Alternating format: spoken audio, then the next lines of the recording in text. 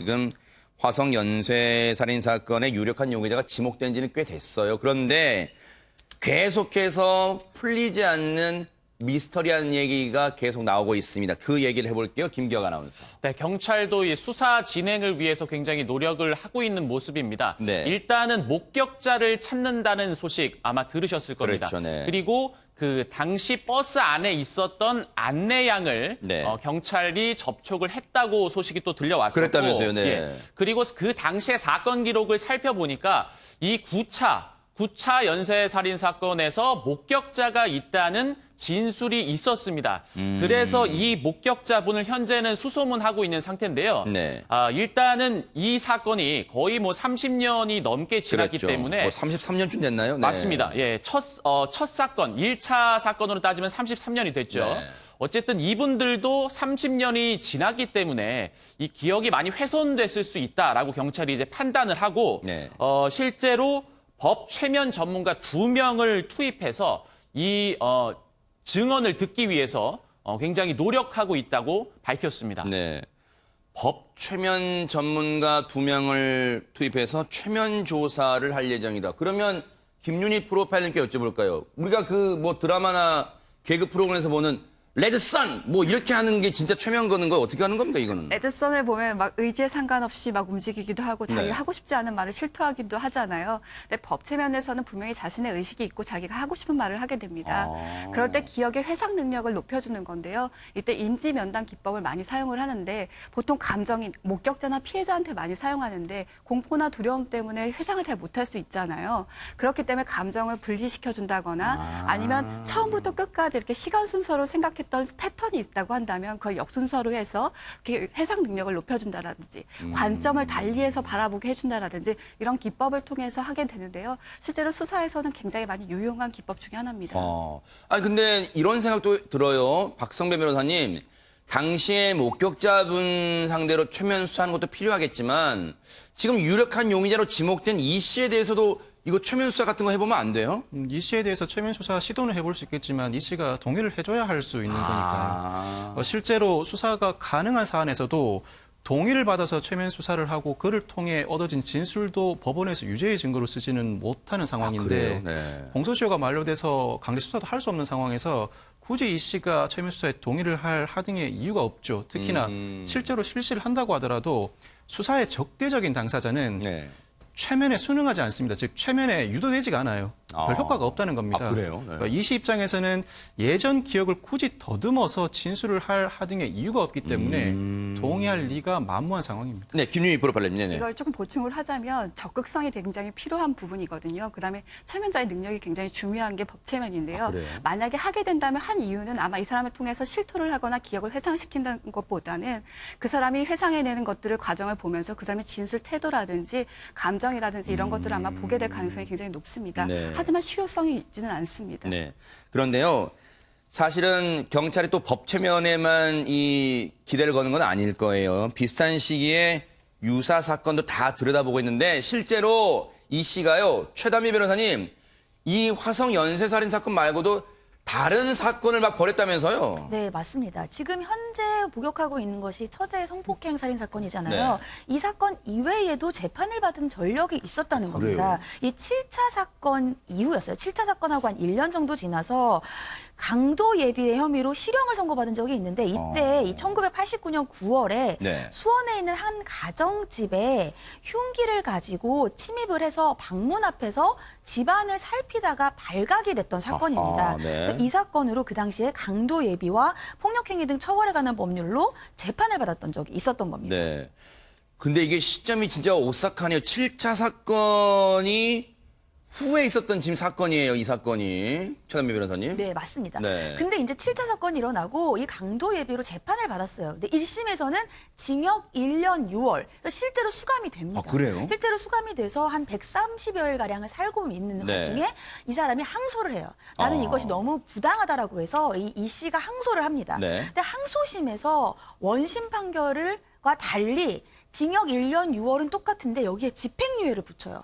즉 사실상 더 이상은 구속이 되지 않는 상태가 된 거죠. 네. 2심에서 징역 1년 6월에 집행유예 2년을 선고를 했고요. 그 이유가 그 당시에 이 씨가 어떻게 얘기를 했냐면 내가 그 집에 들어가서 방문 앞에서 살핀 이유가 강도를 하려고 한 게 아니라 모르는 청년으로부터 구타를 당해서 본인이 이제 구타의 피해자였다는 거예요. 그래서 그 구타한 사람을 따라서 쫓아가다 보니까 이 피해자의 집에 들어가게 됐고 네. 어떠한 금품을 뺏거나 이러한 강도의 목적은 아니었다. 그리고 그 당시에는 이 씨가 전과가 없었어요. 그래서 초범인데다가 실제로 피해자는 그냥 집 안에 있다가 누군가 자신의 방 밖에서 자기를 바라봤던 정도의 피해이기 때문에 피해가 경미하다고 볼 수 있고 네. 가정 형편이 딱하니까 집행유예를 네. 해줘야겠다라고 아하. 했는데 그래서 풀려났죠. 이 풀려난 게 1990년 4월 19일입니다. 판결이. 그런데 그러고 나서 모방범죄는 8차가 아니라 9차가 바로 90년 11월 15일에 아하. 발생을 하게 됩니다. 이게요, 소름 끼치는 대목이 뭔지 아세요, 지금?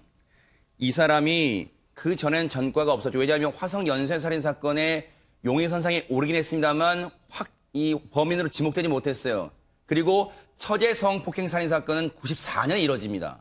근데요, 이때는 이 강도 예비, 그러니까 뭔가 남의 집에 이 침입을 해서 방문 앞에서 집안을 살피다 발각됐잖아요. 그런데 그러고 나서 실제로 이 교도소에 있었던 게 200일 정도 돼요. 그게 개월수로 따지면 7개월 정도 됩니다.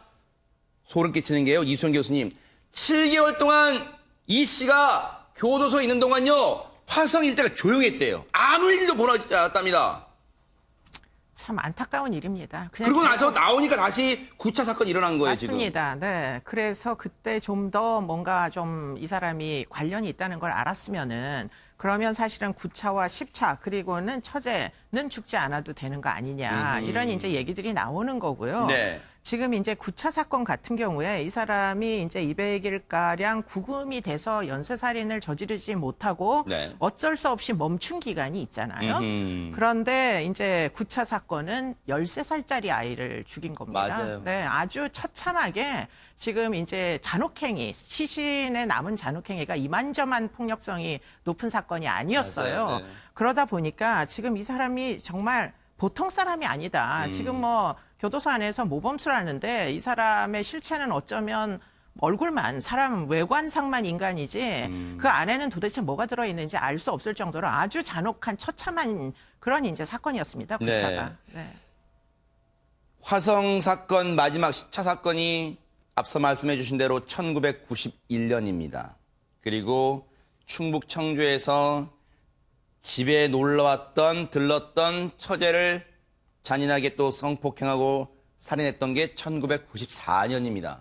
이 3년간 그러면 이 씨가 얌전히 있었을까요? 앞서 수원의 가정집에 침입했던 사건도 있잖아요. 그렇다면 다른 사건도 다 둘러보는 김에 그 범위를 전국적으로 넓혀야겠다. 수원 일대까지도 일단은 넓혀야겠다. 그런 생각을 해봅니다. 이수영 교수님. 네, 뭐 수원에서 당시에 여고생 강간 살인 사건도 미제가 있었던 것 같고요. 제 그래요? 기억으로.